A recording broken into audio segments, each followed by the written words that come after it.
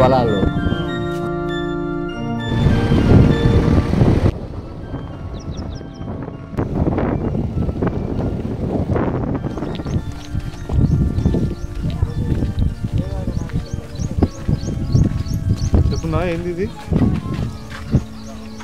ఇది అప్పట్లో ఈ దేవాలయం గురించి పురాతనమైన శాసనం.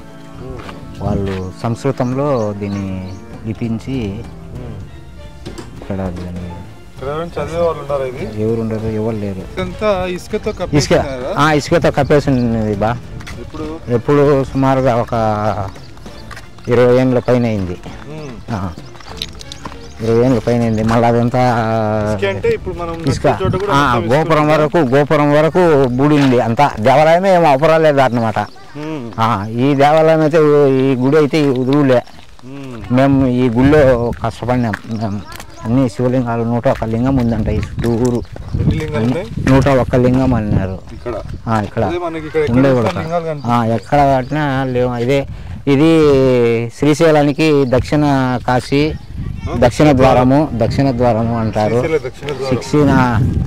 శ్రీశైలానికి దక్షిణ ద్వారం కాబట్టి ఈ స్వామిని బయటికి తీసేదానికి స్వామి అవపరాలే, మేము బయటికి తీసినాం. ఇదో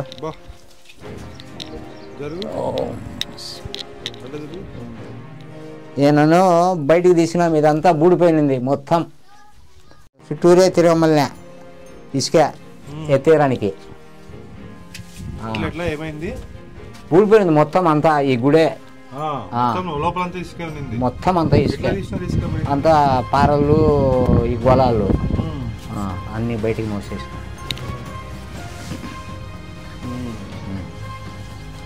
గొప్ప లింగం ఇది. ఓం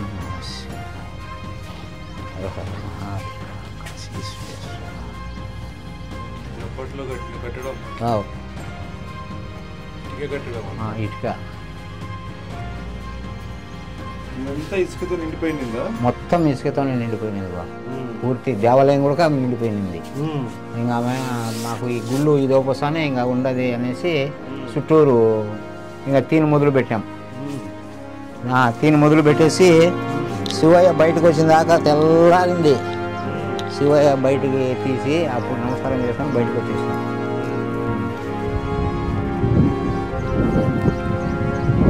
ఆడ అమ్మ కామాక్షమ్మ వెంకటస్వామి అని మహనీయుడు ఉన్నాడు, మహానుభావుడు. ఓం శివాయ.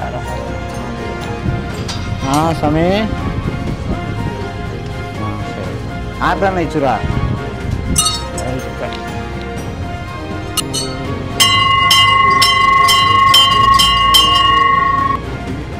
లోపలికి రాదు.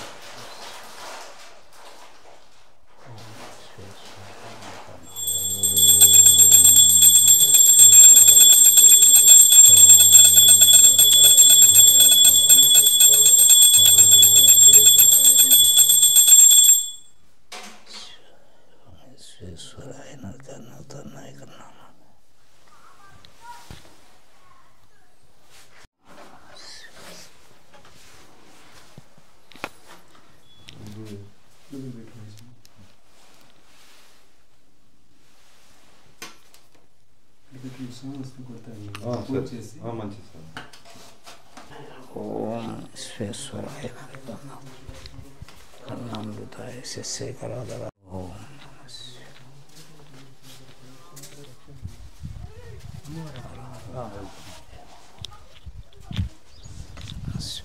స్వామి అమ్మవారి గుడి. అమ్మ కామాక్షమ్మ.